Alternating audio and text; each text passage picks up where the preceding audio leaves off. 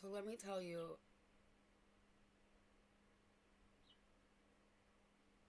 I just thought of Jim Carrey. I want to tell you something. Fire Marshal Bell. Only you can prevent forest fires in your soul or in your hometown. But the fire's coming.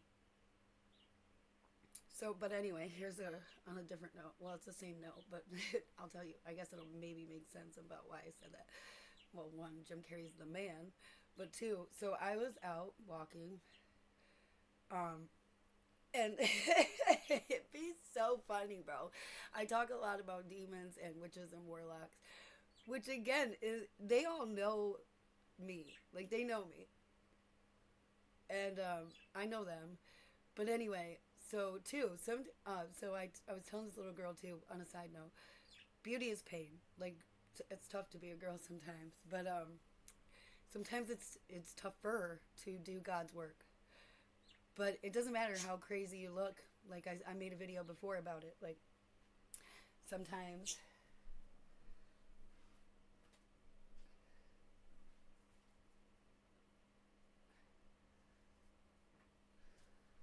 sorry, sometimes God will call you to take up your bed and put all your stuff outside. Sometimes God will call you to walk across the desert with no shoes on your feet, or to walk across your city on the hot concrete, on the rocks and the glass. And sometimes I'll be singing and spinning, and other times I'm literally, no, just always singing and spinning or skipping and but never tripping because I always know what God's called me to do, and I don't care what people think about me or how it looks to people. But it is interesting because so yesterday I was out doing what I do, God's work, and two things happened. Of okay, maybe what the other first thing happened was the day before, because it was a lot, super hot, and I went super far. But and again, it can be tough. I was like walking like this, because by the time I got to like all the way over town, like that's a lot on the scalding hot concrete. And again, the whole time, and sometimes you're not even sure where you're going, but God will guide you. So I literally sometimes be walking and I like get lost. Like I'm like I don't even know where I'm going or what I'm doing, but I'll do anything for you, God. But anyway, so it's funny. So I was walking down the street, and I be in Bree land in my own little world, okay, and um, so I'm just walking, and again, I will walk down the middle of the road, and it's funny because I remember telling someone sometime that like my favorite time of day was like 3 to 5 a.m. because especially as a young single mother with 4 kids who worked like 90 hours a week, who had crazy family and crazier toxic friends and abusive relationships. And again, when I'm just hell helpful. So again, it can be a lot sometimes too. But I felt like from 3 to 5 a.m., it's like the most honest time of day or night. And like you can sit and stare at the wall and do nothing and nobody will judge you for it. That's usually like the late night, like the party crowd. So like when I worked in the clubs too, like we would go to like after hours clubs, but like the Garth Brooks songs like I got friends in low places. Like sometimes like people are in clubs or bars or strip clubs because they're missing something in their life, and everybody just wants the same thing, to be accepted for the fucked up individuals that we are. But the funny thing is, for most humanity, we're not really that fucked up, especially when you take into account that God made sin, and that the programming and coding and conditioning that the churches and the music and the movies and your family and your culture and your friends um, way they make create you.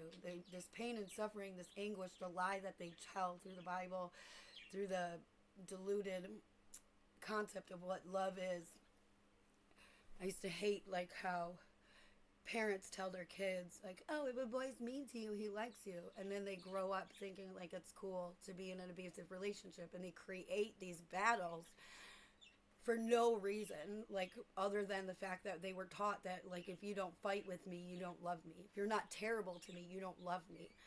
And two, like girls will be like, get out, but they don't ever want you to get out. They want you to prove to them that you're willing to fight to stay.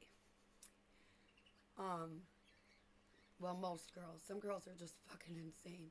And I was like, I hate when bitches be tripping. There's no stairs around. God forgive me, but and I say that too because recently I was told so I've been told like either people think I'm a prostitute or a lesbian because I don't be like in the streets homie hopping and dumb and full of cum. I open books and not my legs and usually the Bible. And then even my daughter last night was like, are you going through a god because a spiritual psychosis or something?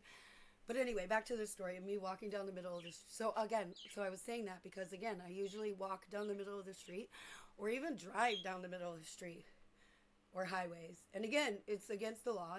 It's super dangerous. But I always felt like if something happens, right, you can go either way a lot easier.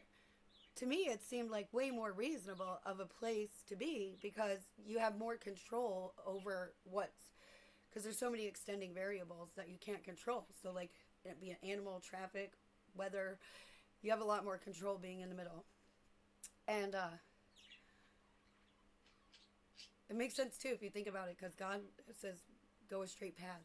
And sometimes the straight path is always forward, but not so straight because God's path is a loop, which is, again, the circle of life, right?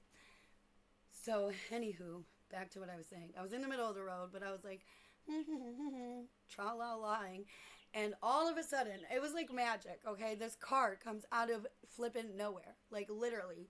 And it was like a super fancy car. Like, I don't want to say like a convertible Porsche, but like I'm going to say that for lack of a comparison of the car model. But again, it's not a typical car that you see in the area that I live in. But anyway, and I didn't even hear the car, which is another indicator of fancy schmancy car because the engines tend to be like purr or non-existent. They're so quiet, right? Or so the boys say. But anywho, so all of a sudden I hear a man's voice, like this car, he just like bippity boppity booped out of nowhere. And I just hear this man's voice like so close behind me say, excuse me. And I jump, but again, whenever the kids in my neighborhood always think it's weird because whenever I get startled, I never am not like a girl that's like, ah! I always laugh, like, it's hilarious to me. No matter what the occasion, like I laugh either in scary situations or like probably like the most inappropriate times. Like I used to tell people or even tell you guys, like, I'm like, talk about these rapes and robberies or murders or sacrifices, and I'm like usually smiling, sometimes crying. Like today I was crying because, and again, so, but back to my story real fast. So the guy's like, excuse me, you're in the middle of the road. And I was like, I know, I'm sorry. But anyway, so the guy like left. There's two guys in the car. He drove down, and I'm going about my way. And all of a sudden, I know I made a video before about demons and their dark glasses, right? And that people can mimic and try to look like somebody you love. And so again, and God has taken me to many places and many timelines.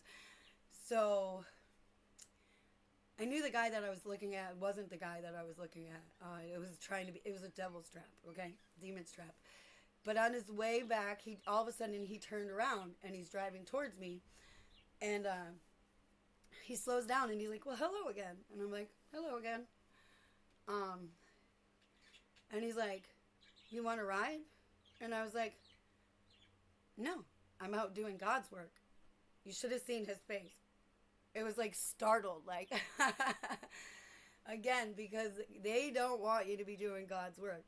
And a lot of people try to play it like I'm the crazy girl. Like I'm walking around singing things like you and me and the devil make three. And there's all these traps and timelines, and they try to attach demons to you. I told you before on other videos. and these things that they just don't want you to know, or things that you're somehow forgotten, or they don't believe that you walk with God, or that God has shown me or told me things, or that I was like, they think they beat me, but I'm like 897 laps ahead of them. And so anyway, another thing, I've talked about patterns and these things and that things, and so I always knew there was like a Bree-spiracy about the area that I lived in. The roads, right? The roads are always terrible, especially in this certain parts of the two. So I live in this thing they call like the Triple Cities, or Doom County. Rod Sterling made a show about it, the Twilight Zone. It really is the freaking upside down. It's just such, I called it the armpit. It's so toxic and damp and moist. Everyone's prematurely wrinkled because when I was a kid, it was like there was never any sun. It was always just so bright, but there was like gray overcast. You had to even wear sunglasses. So everybody's just like, and it was like everything seems to come here to die and rot. Like the factories closed down. There's no opportunities. There's no fun things for the kids or the adults. There's like nothing. And so anyway, long story short. So I see, and again, so this is, and then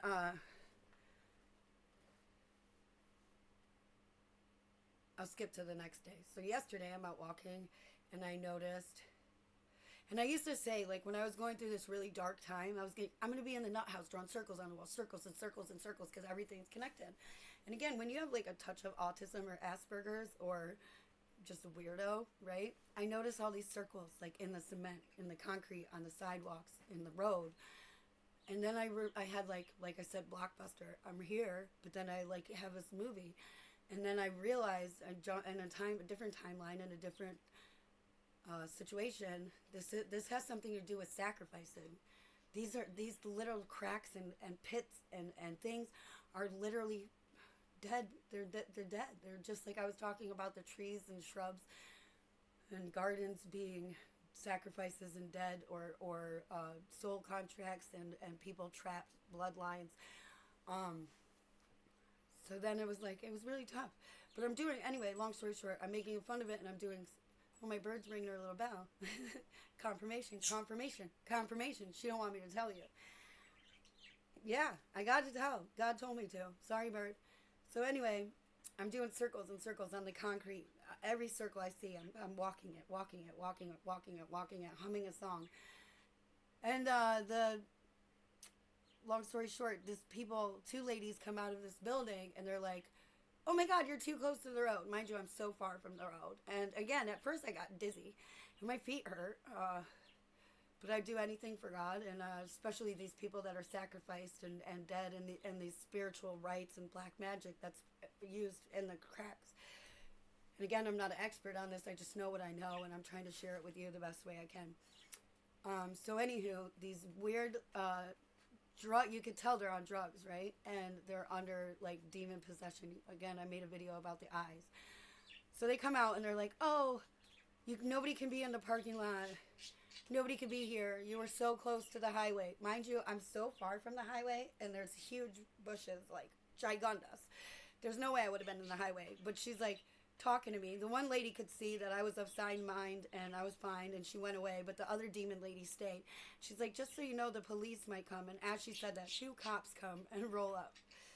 And again, it's like the tale of good cop versus bad cop, because one cop was really good, and I knew him from a different town and a different time. But also, the other cop knew me, and he's a fucking murdering, rapist, terrible piece of crap cop. And even the good cop was like, it's not illegal. But I was like, I'll just go home. It's okay. Sorry, I'm out causing such a nuisance as I'm skipping in an empty fucking lot through the town. So weird. But anyway, video's about to end, and so I'll see you in the next one, like Stephanie Wu says.